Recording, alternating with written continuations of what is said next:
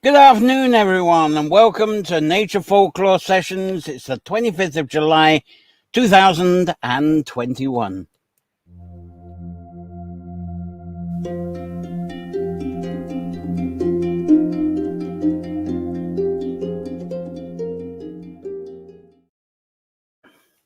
Well, thank you all for joining me on our weekly time of exploring nature-centered folklore, connecting this within your favorite sanctuary space, and expressing inspired visions from your sanctuary through your poetry, writing, arts, craft, performance, and problem solving.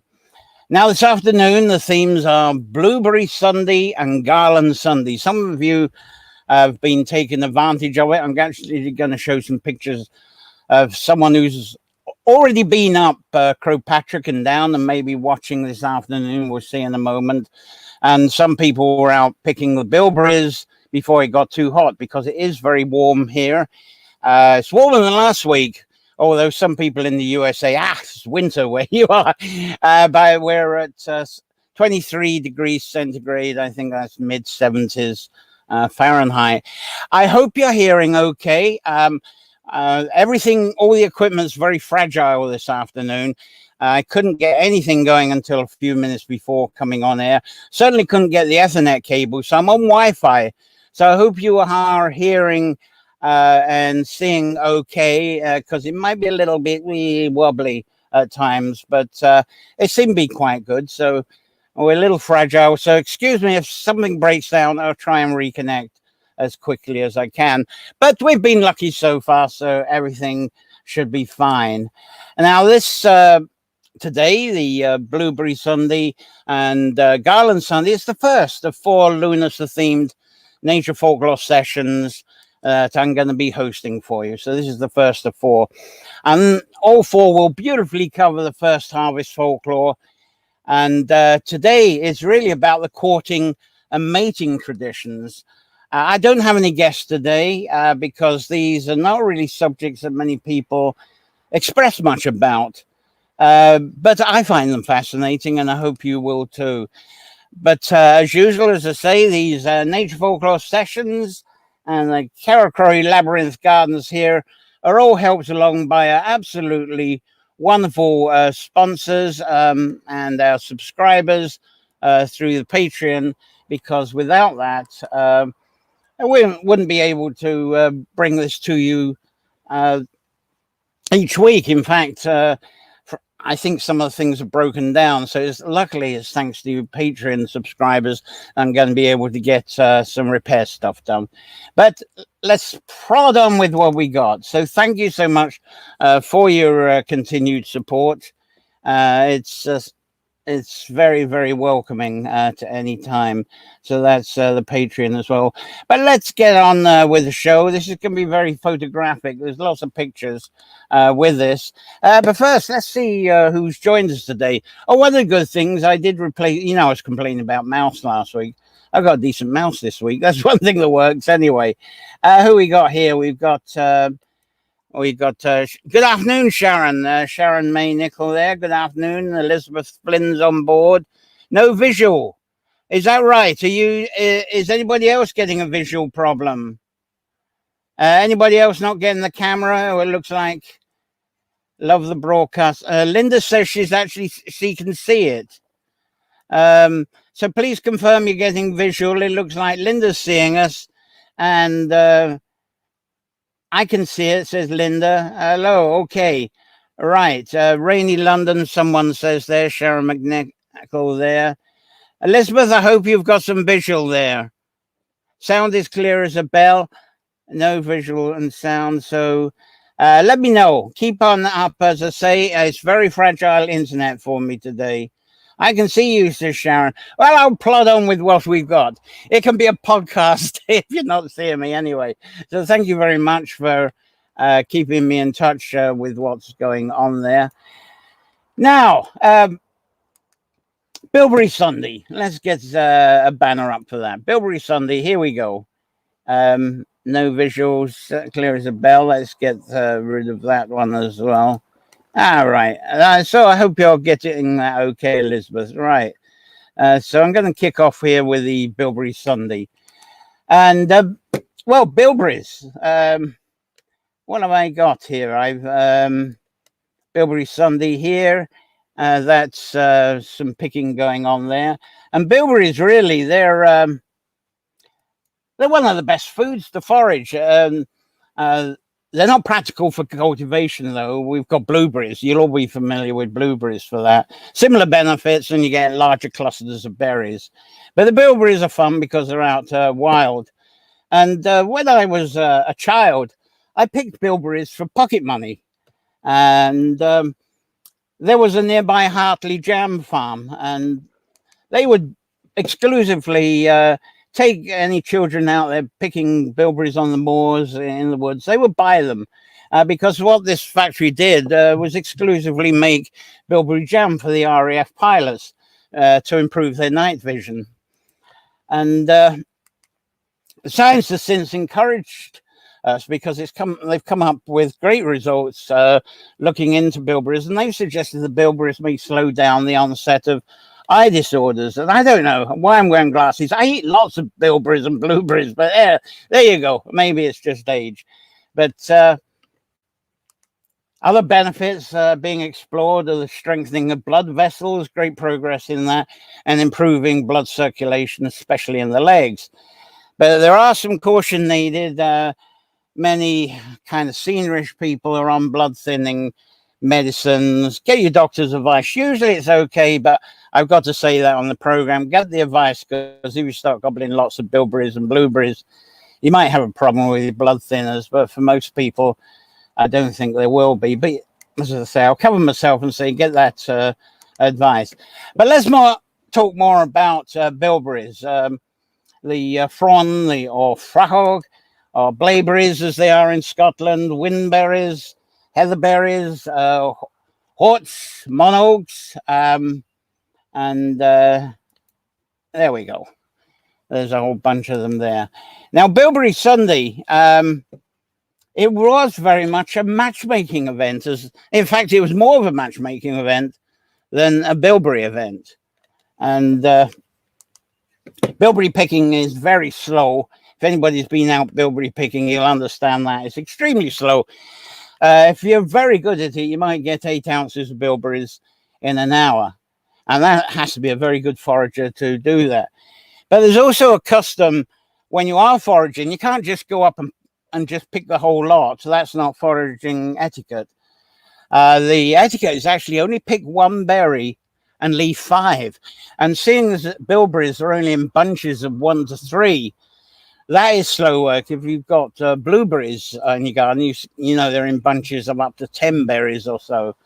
But no, the bilberries, they're quite scattered wild. So that slows it down as well. But in this Nature Folklore session, I'm not really going to focus on the foraging. I think I've given a quick rush through on the benefits and the remarkable nutrition of the bilberries. But it's the slow picking as actually an advantage. It's a grand advantage. Now, parents, they might have sent their daughters and sons up onto the hills and into the woods to pick bilberries, but there we go. There's a daughter is up there picking bilberries. But it's where the young boys and girls, it's a place where they used to be able to meet up.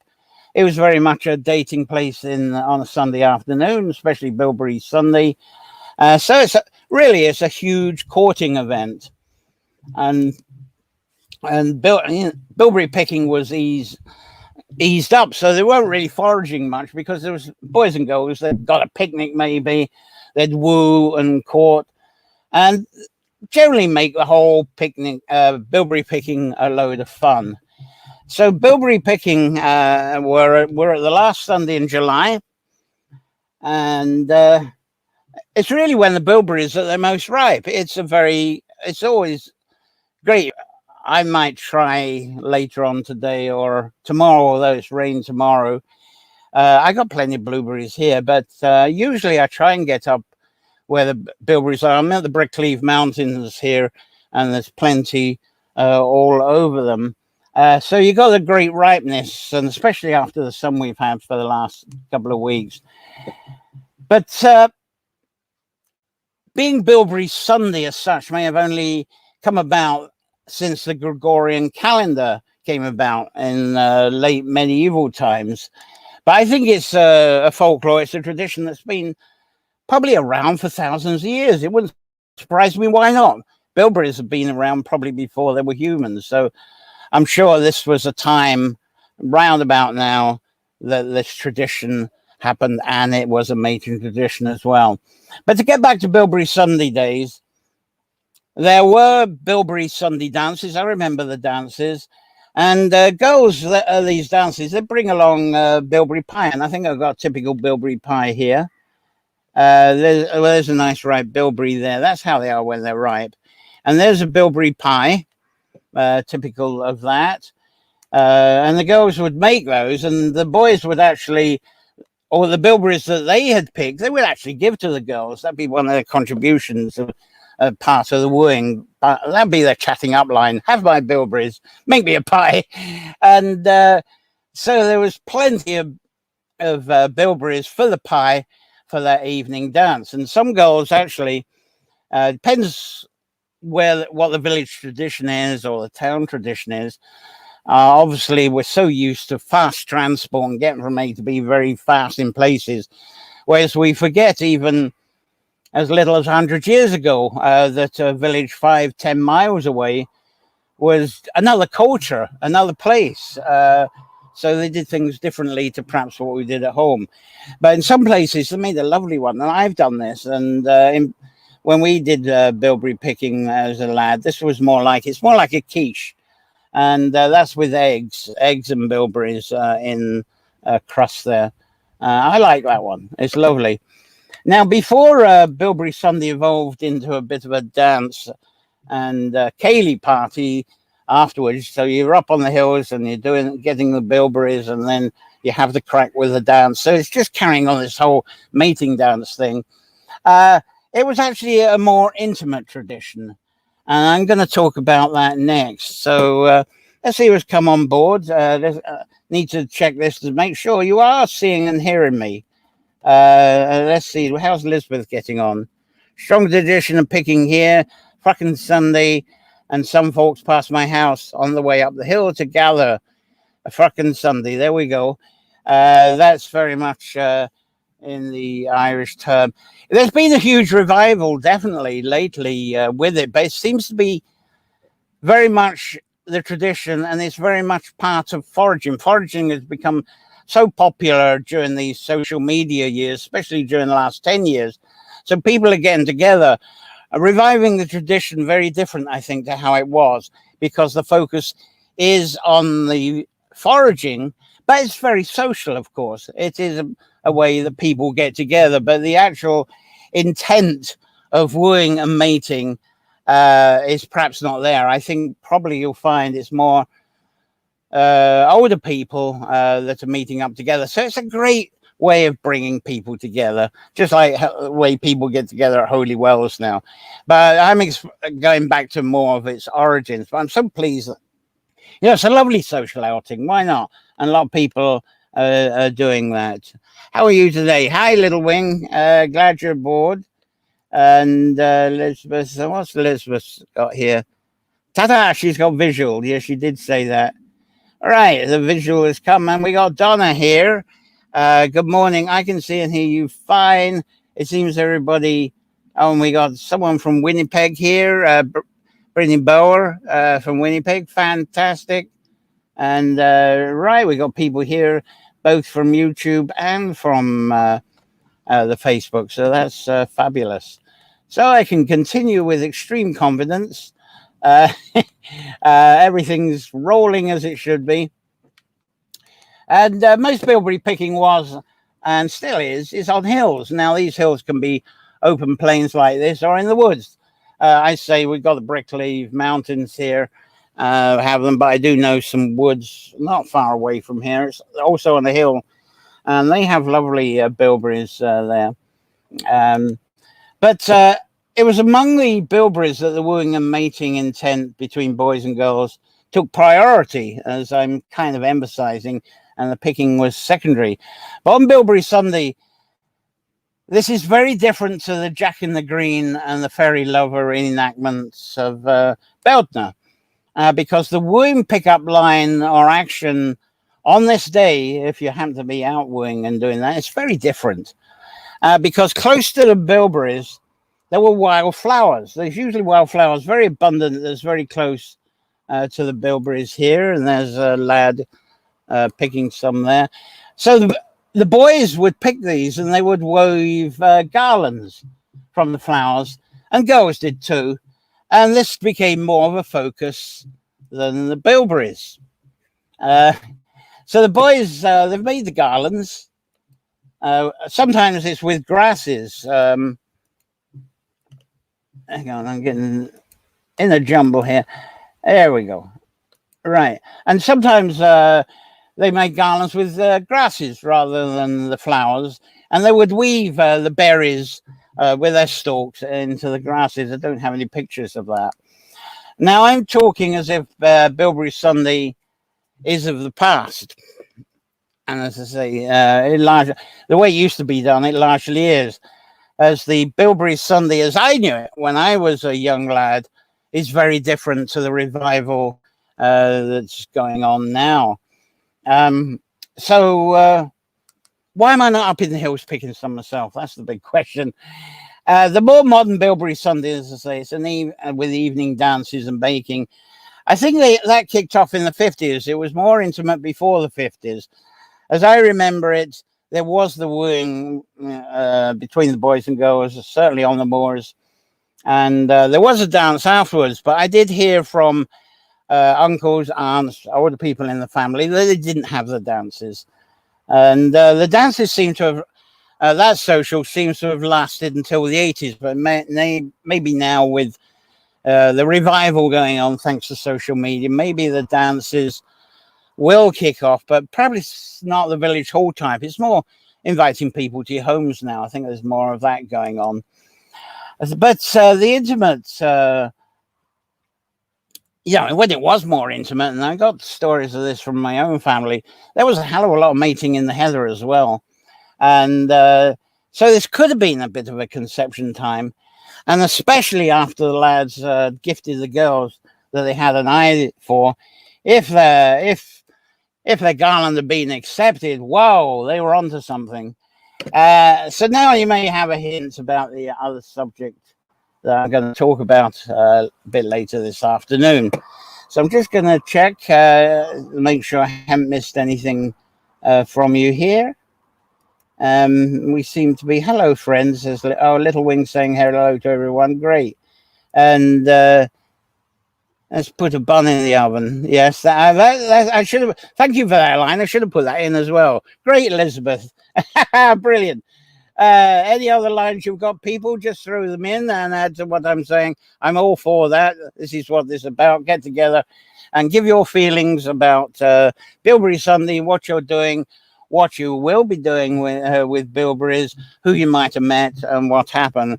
So if you've got little stories, do share them. We'd all love to hear them. Be fabulous, wouldn't it? So now I'm going to put Bilberries aside. I'm going to focus on the Garland side of today's traditions. The making of garlands. And I've got some, better get back to my picture display here. Making of garlands. Here we go. Let's get to that. Wrong garland, sorry. There we go. The daisies seem to be the most popular and the easiest, and buttercups are popular as well. And sometimes garlands were made with vines. Ivy, honeysuckle were perhaps very popular, and they would have flowers inserted in them. And by tradition, the garlands were made and worn by if the girls made them, they would be made traditionally like with girls who'd never had children. Now, I have moved on from bilberries, so we're going on to the actual Garland Sunday tradition itself, which is a bit different. Some areas put an emphasis on the Bilberry Sunday, some emphasis on the Garland Sunday. Some do both. And I'm going to have a wee example of that very soon from someone who's doing both right now.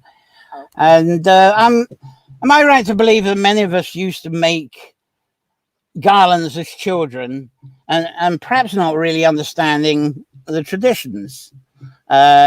I certainly used to put daisies and buttercups and other flowers together and plonk them on my head. Anyway, it was mainly the girls that were doing this, but as I say, some boys did this. They would gift the garlands they would make to the girls, and that's certainly what we did as young'uns before there was ever any internet. And as you will know, or at least heard of from Nature Folklore, this is a tradition. The traditional mating time is Beltner, early May.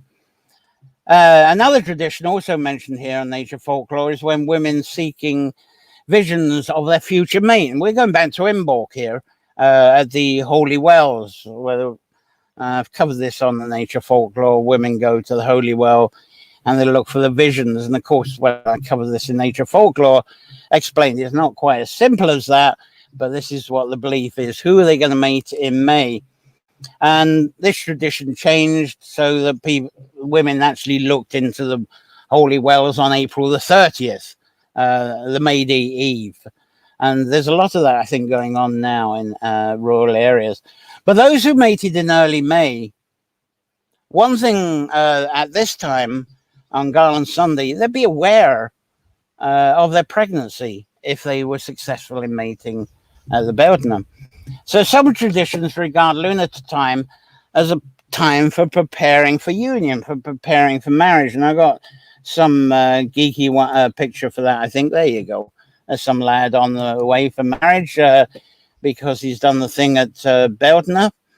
And there are some doubts about this, though, because the stories of Lou at this time indicate that he had many wives. So I don't know. So there's that choice of are you going to have a bond with someone you mate with Beltner, or is this like the reaction to spring break, that type of thing? Anyway, a Beltner conception followed by Lunasadh blessing marriage also suggests a tradition that if this is so, that all human births would actually happen at Sawan. That the entire human population, especially of these lands, all being born at Sawan. Can you imagine the whole human race having a sun in Scorpio? There we go. Everyone looking something like that. And imagine that, a serpent race with Kundalini rising, as a way of life. It's an interesting thing to imagine, I think. But there are tales of the arrival of the Tree of Life. And the Tree of Life, I think I covered this in other sessions, but I'll repeat it a bit again. The idea is the Tree of Life. If you notice Virgo and Scorpio, their symbols are very similar.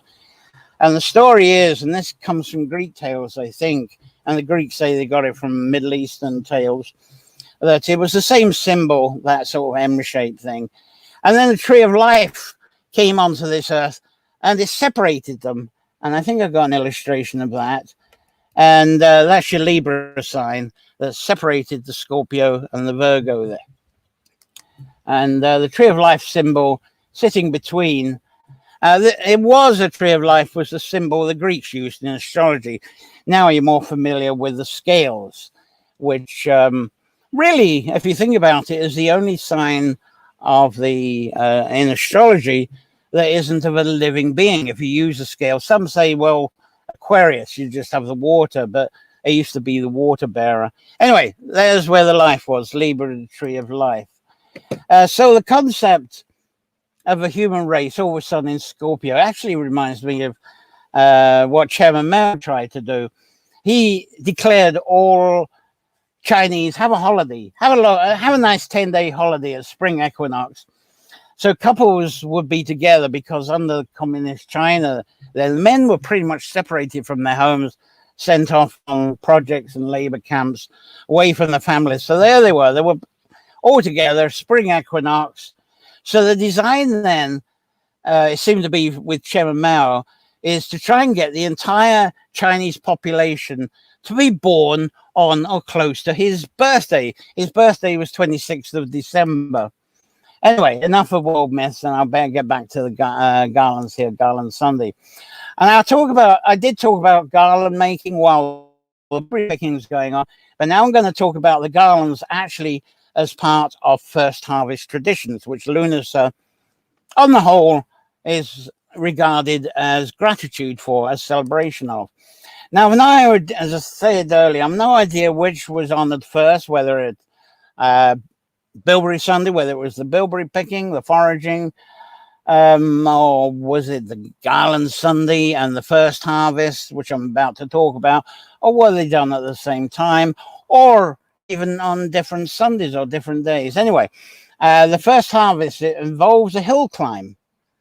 And as I said, blueberries are on, there's something of Garland Sunday there. So a hill climb that was made by girls and women who've not yet given birth to a child. Just like it used to be, sorry, I've lost my photos. Just like it used to be with the breeder doll, and even the cross making. The older tradition was that these crosses and the dolls were made at Imbolc by women who hadn't had children. And that's hence why you got the bride and the bride with the white dress and all those kind of traditions. But we're talking about Lunasadh time now rather than Imbolc. Now, women, they would climb the hill wearing the garland headband. And there's a girl. I love this. It's an old Victorian picture. I just wanted to bring that one up. And if a woman knew she had conceived and was carrying a child, her mate would accompany her. And that's about the best picture I could get for that one. So in later years, a single woman was elected to be, like you have the May Queen and Lunasadh. That sort of individual intimacy sort of grew into a village thing, and a woman was elected as the woman that would take up the first harvest, wearing her garland as the kind of queen of Lunasadh. So it evolved in that. That really came out of Celtic Romantic years in the 19th century. And again, it kind of fizzled out really in the 70s. One or two places early 80s, but more recently elders, especially in Ireland, it seemed elders took this on, so you never got a Lunasadh queen, not like you got in Wales, maybe parts of England and Scotland, but very much in northern Scotland and in Ireland this duty was taken over by elders. And the elders being men taking something up the hills from first harvest, and they weren't wearing garlands, they were just whatever men of authority, and then the local priest did this. I know here at Caish it was something the priest did a while back. So today, where the tradition still exists as a fragment, it's usually either hill climbing. They don't take the garland and the first harvest stuff up much right now. This all seems to be sort of whittled down to either climbing the hill, running up the hill, or even mountain biking up the hill. Once when I was up Crowpatrick, someone went up there with a motorcycle, got into the Guinness Book of Records, being the first motorcyclist to get to the top. But I think what's happened, most of us have become familiar with this time as being more of a pilgrimage hike. And here are some people on a pilgrimage.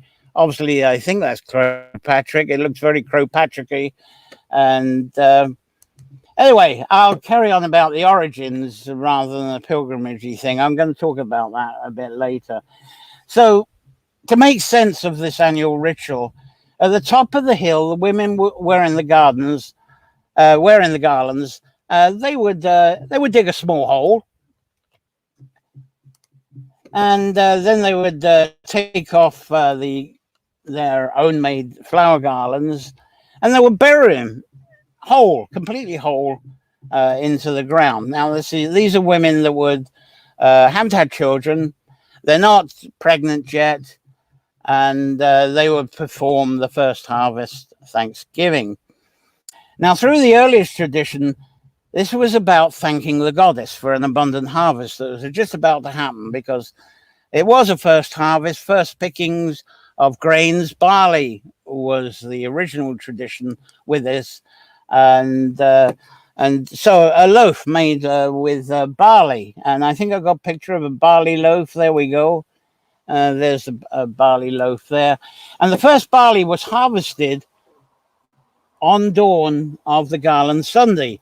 It wasn't allowed to be harvested before then. So the first barley would be harvested dawn on the Garland Sunday, the bread baked, and the women or appointed woman would take it up the sacred hill for the Garland Sunday, first harvest Sunday, to be buried at the top of the hill as a gratitude to the goddess. But that changed. It wasn't always buried.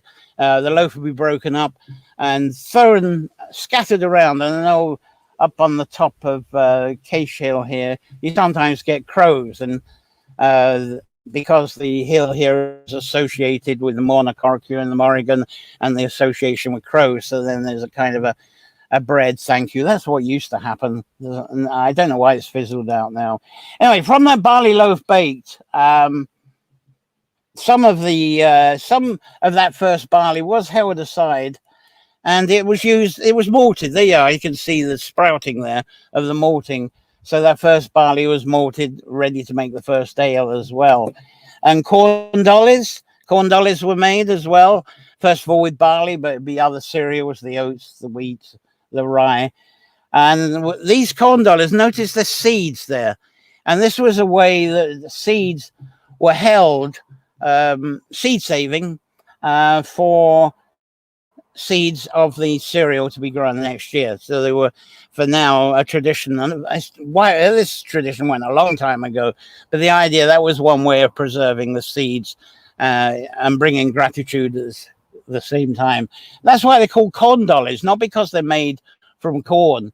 It's because they were the keeper of seeds until the next sowing time.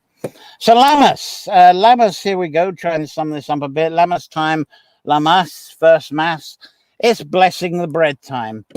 So once at the top of the hill, one of two things were done by women. And there's a woman, she hasn't got a garland on, but she's heading to the top of the loaf hill. Now, the first, as I said, the bread might have been broken up for the birds if it wasn't buried. And if she was wearing a garland, that's when the burial happened. So both the first harvest bread and the garland were put into the hole, covered, for gratitude for the goddess. But as I say, over the years, that would whittle down. No garland like that woman climbing up the bread there. It's just scattering the bread. So the bread was eventually, as you can imagine, in Ireland, the bread lost favor, and it was the potatoes, the first potatoes that were taken up the hill. And some storytellers have told me that those first potatoes, they weren't buried or scattered. In fact, that would be quite something if they were buried at the top of the hill. You go back up and you'll see potatoes growing there the next year. So no, that wasn't done as such. So they were cooked. I haven't seen that happen. The storytellers have told me that there was the cooking of potatoes up on the top of the hill. So when potatoes took over from the first harvest bread, it became, as I say, became the thing to take up potatoes. But like the barley, you don't actually dig up the potatoes until, well, with the barley, it was the same day. Potatoes, you were allowed the day before, but preferably dig up that morning and take them up. So you polytunnel people, people who grow in polytunnels for the extra early potatoes, you're doomed. So anyway, let's see what you're having to say so far on this. Any more comments on this? There's Gary. We're going to talk about Gary very shortly. But he's not getting very good reception. Anyway, we're going to get on to Gary very shortly. So I'd like you to go back to the Garland tradition again and continue with that a bit. Now, if a woman was carrying a child up the hill, she'd take off the flower garland, but she definitely wouldn't bury it. She would break it up and scatter it to celebrate that she was now changed from being a maiden into soon becoming a mother. So she was no longer qualified to wear the garland anymore. Now, other variations I've heard is that the mating partner would be going up the hill with her. He would remove the garland from his mate, and he would break up the garland and scatter it. So whatever the consent is, I suppose, whatever the tradition of the area. But that was it. The breaking of the garland was of gratitude, of fertility. Now, I've also heard of the removal of garland being part of a union ceremony to bond a couple as a commitment because of the birth that's about to come. And I think I have something on this. Yeah, there we go. It's just a novel thing, the bonding of the time. But some storytellers that I've listened to, they say that there were hold stones on these hills. And definitely, I am aware of hold stones, union stones around the country, and you may well have visited them without realizing what they are. But I've not seen the remains of hold stones up on the Garland Sunday hills at all, but they may well have been there. There is a hold stone, and some of you watching, I've taken you there in Glen Columkill in Donegal, and here's a picture here. It's part of the tourist there. And the story you're given there is, oh, yeah, that was a cross stone and it had a wooden pole through it to make it into a cross. And the reason it was made into a cross because there were pagan carvings on it, and it was to kind of crystallize it. I think that's a bunch of bull myself. That was a hold stone. And I'm going to come back to that. And another place that fascinates me is has anybody been to Beagmore? Beagmore, the multitude of stone circles there up on the Sperrin Mountains. There's one example. Notice the figure of 8 there that you've got, a figure of 8 component. And then you've got that mound there. Now, some of the others there, the figure of 8s are tighter and the mound barely exists. But I do find this fascinating because originally with this tree labyrinth here, it was actually inspired by Beagmore, by the hold stones, because having 2 labyrinths in each side, there used to be two entrances behind me where you're looking. Well, I've got the picture up now, but behind me there used to be 2 entrances, and you would get one partner coming through one side, one through the other. They would go through the labyrinth in the circle, and they would ponder, they would be mindful of what is bringing them together, and eventually they do meet in the middle and the union would take place. And then archaeologists are puzzled, what's this Beagmore all about? I personally think it's a similar thing, that you would get males one side, females the other. They were trying to get each other's eye, and if they were certain that there was a kind of connection and communication up on that mound that you see there, I believe there probably was a hold stone there, and so one would go up, put their finger into the hold stone, and if they really got the eye of someone in the other circle who went up to that hold stone, they would form a unity. They put their finger in, and you would get something like this. There you go. There's a couple, and that's the one that's at Glen Columkill. And there you go at Glen Columkill. That's actually a hold stone that doesn't have mounds. So there's a little bit of stone around it, but I'm sure it is on a bit of a mound, but I'm sure there were 2 circles around this. And there's various other places. Castle Dermot, I think, has got one, but there's a few around Ireland. Most of them tend to be up here in the northwest, though, and in the north of Ireland. So that's what storytellers said happened on the top of these Garland Sunday hills. Anyway, it's all trying to patch fragments of tradition together, what really happened there. I find this interesting. Anyway, I've also heard the Garlands up a hill ceremony, that instead of going up the hill, the tradition moved to graveyards where broken garlands, they were scattered every Garland Sunday. Of course, with the church getting more dominance, you had to bring some solemnness into it. Having fun of a bit of nookie and going up the hill and playing around with a whole stone. Oh no, that it's penance time. You're not supposed to have fun. So the broken garlands were scattered over graves of family ancestors, and there'd be some keening. The women would get into keening apparently, and then they did cheer themselves up, because once they'd been scattered, the garlands in the graveyard, had a bit of keening, reverence for ancestors, because in a way believing the ancestors are still with them, the spirit's still with them, and they influence the abundance that's now starting with the first harvest. So there would be still a dance. There'd be an evening dance. Maybe they'll have some bilberry pie at the dancing. You never know. Anyway, I've also heard stories of priests that discourage the hill climbing ritual of Garland Sunday altogether, and instead they promote people to actually be beside holy wells. Instead of climbing up the hill, get beside the holy wells and celebrate the rewards of celibacy and penance. The whole opposite of what the Bilberry Sunday and Garland Sunday seems to have been originally about. So that was it. Is it a day of celebrating celibacy and penance and all the wonderful things that come to us from that? So we're told.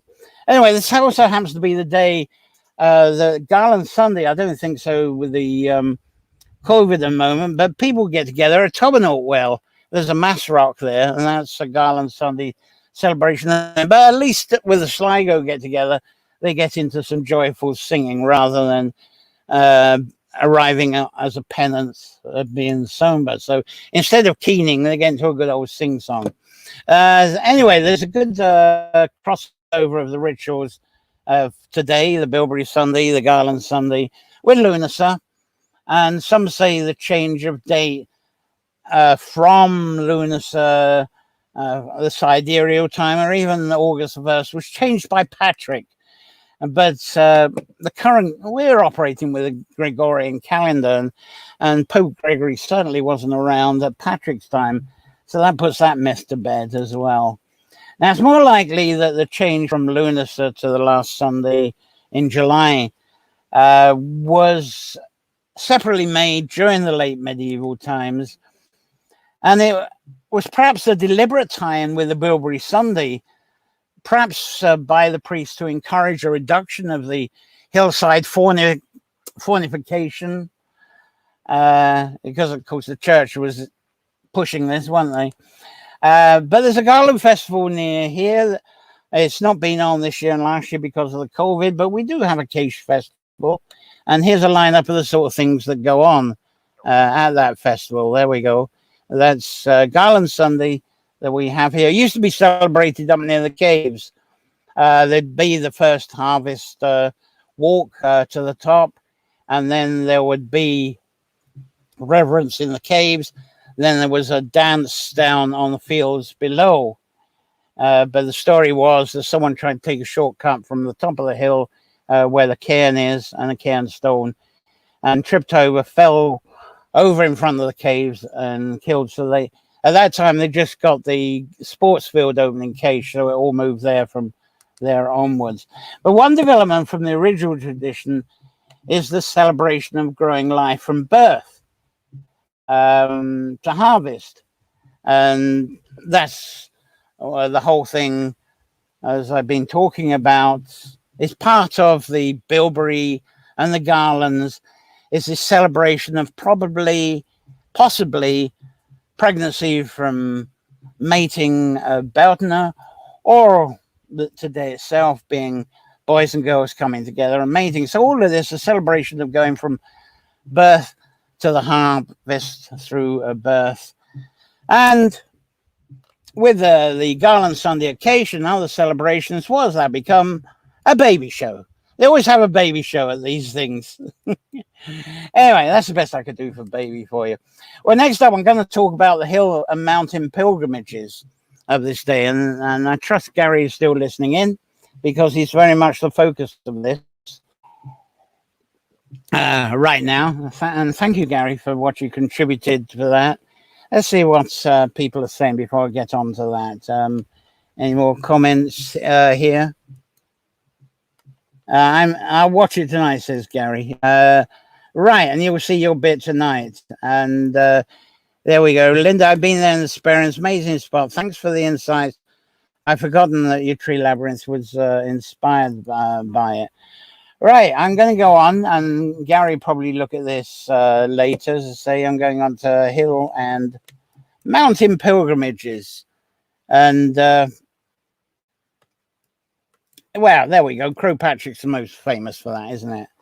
And you're probably all aware of the Croagh Patrick pilgrimage, the Reek, Croagh Lure, and people walking to the summit barefooted as a penance. And there they go. They're wandering up as a penance here. Now, as I was saying, this is to take part at Mass at the top. I don't have any pictures of the church. Now, Gary, who was on, he was actually onto this 3 a.m. He started climbing up Croagh Patrick 3 a.m. There he is, 3 a.m. He's decided, well, it's hot here for Ireland. So he sets off at 3 a.m. and he's heading to the top before anybody else, hardly. And there he is. He's about nearly 2,000 feet up there.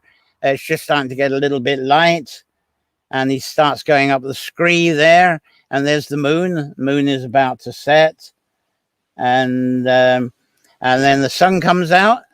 He's just pretty much at the top for sunrise. And you're looking over Clew Bay there. Clew Bay, that they say at low tide, reveals 365 islands that you can see them all from the top of Croagh Patrick. And he finally gets to the top, and there's a picture of Gary. He's been a guest here, right at the top of the Croagh Patrick. So that was his pilgrimage, and that's I believe he went barefoot. And started off 3 a.m. at the bottom, and headed to the top. I think he said he took a couple of hours because he started exploring other spots on the way. So there's a real live experience. Pity he couldn't be on to talk about it today, as he said his signal was a bit too weak to actually say that. But that's a real life person that was up doing the penance walk, pilgrimage up Croagh Patrick the Reek this morning. So there's that. Now, it's not the only place. This pilgrimage walk up the hills has replaced taking a contribution of first harvest as a gratitude for the goddess. It's turned into this penance thing. But Croagh Patrick's not the only mountain in Ireland, not the only hill in Ireland that celebrates this way. We've got the Church Mountain in Wicklow, if I can get back to the pictures of that. Church Mountain in Wicklow, come up, please. We got that here. Here we go. That's Church Mountain, Wicklow. I think Gary went up that last year. Not so high, easier climb, less people. And it's called Church Mountain because there's the remains of the church. And before the church was there, it was actually a cairn area as well. So there we go. That's another place. And also Bandon Hill in Kerry, popular. I know a lot of people went up there this morning. And here's a couple of shots here. It's a beautiful place. Bandon Hill in Kerry. A couple of people go up to. So there would have been people there this morning and still perhaps going up, and they'll be there this evening. And where else we got? Slieve Donard in County Down. I should have a picture of that. Slieve Donard. Where are you, Slieve Donard? There we go. Yeah, this would be familiar. Well, that's a shot taken from Newcastle. So climbing up of Slieve Donard. And of course, there's our local Hill of Caish, but it's only climbed by a few people. people these days today. That's the Cache Hill there. There's a little Piglet Hills to the right of the picture there. And you climb up from the rear end of that is the easiest thing. And then you get to the top. I haven't got the cairn, but that's the stone that's on top of the cairn that's there. And it's looking over to Knocknarea in the distance in Sligo, east of Sligo. So not so much of that there. Anyway, I mentioned earlier that the top of the hill there was once a ritual of donation of the first harvest, and the burial of the Garland is where that was carried out. Now, another part of this ritual was once the calling for protection, that not only protection of the harvest, that protection, even the early protection, calls for protection of the winter, but more, you know, you're getting the grains in, you're getting your harvest in. There can be even a concern about theft or some fungi, blighter, that coming in. And so to call on for protection, this is where they call on the coo. There's a coo, a dog. It can be a dog, a wolf, hound, fox. It's the protector of the goddess. You call upon the protector of the goddess, the spirit of that dog-like animal, to be your own protector as well. Now, today in Garland Sunday festivals, what do you think they have? Like I was saying, the Cache, they have the baby shows. What do you think they have now that's replaced calling on the coo? They have dog shows, of course. There we go. So Garland Sunday is also a time for dog shows. So that's any other comments from you at this time on this? Because this is actually going to be a shorter session today than I usually do. So that's not such a bad thing, is it? And looseness of traditions. I'm going to be talking more, obviously, next Sunday. Lunasadh is a big day of feasting after lean food time, fasting. Gardens are now suddenly abundant. Farmers growing cereal, all that is getting abundant. The milk's getting abundant. Certainly the chicken eggs are getting abundant at this time. And it's also a celebration of fitness and of sports. And what's famous is the stories of Lou and Lunasadh, the sports day of Lou out there and Telton in Meath. But I'm going to talk more about things like that next Sunday. There's also a somewhat darker interpretation of the first offering going up the hill. And this brings different stories of a character called Krom Dove. And you might be familiar with the Janus figure that's up there in Fermanagh and Boer Island. And some believe that that is a representation of Krom Dove, because the Krom Dove tradition was very strong in that area, especially on the other shores, opposite shores of Lower Loch Earn, there, Moxlech. Anyway, 2 Sundays' time, I'm going to be talking about him as well, Krom Dove, the traditions of him.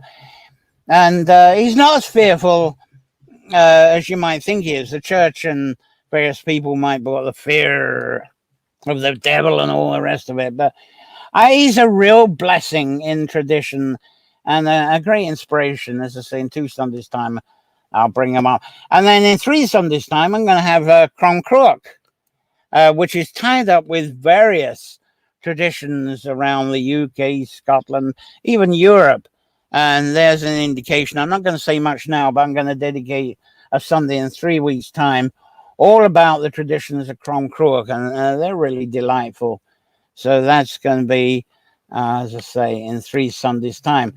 So I feel that the lost traditions and folklore of Crom Dove and Crom Crook, they've actually, by losing those, they might have denied us a more intimate gratitude for this first harvest time. So I hope when I talk about those in a couple of weeks' time, because really Lunasadh is about the whole of August. I tried to cram all of these subjects into one Sunday. I can't. So I'm delightful now, and it's going to be shorter today, that I've got this split up. It's going to be much more of your contributions next Sunday.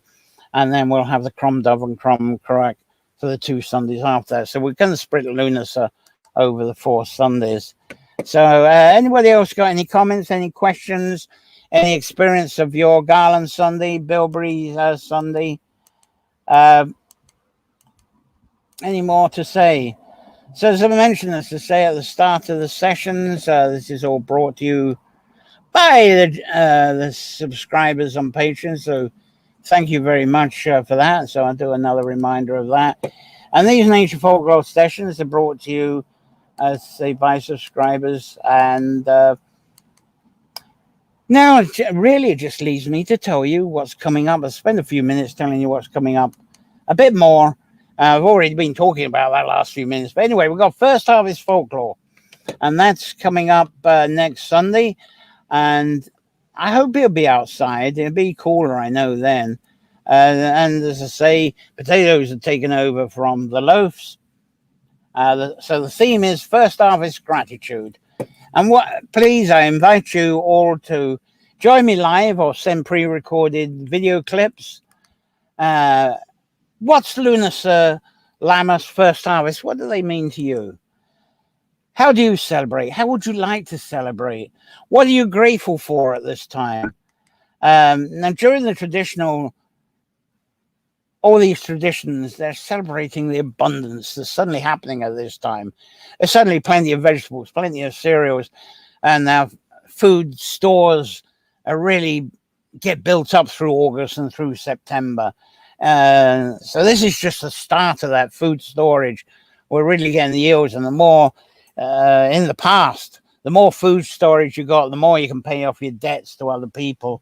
So you've got this whole time of harvesting from now until Sawan, and then by Sawan all your debts are placed, all your food's in store, and you got the winter coming. But tell me and share with us how you feel about this time. Submit, either be live or submit videos, stories, poems of your stories, and you can include the Bilberries and the Garland traditions as they have been to you. But what is this time to you?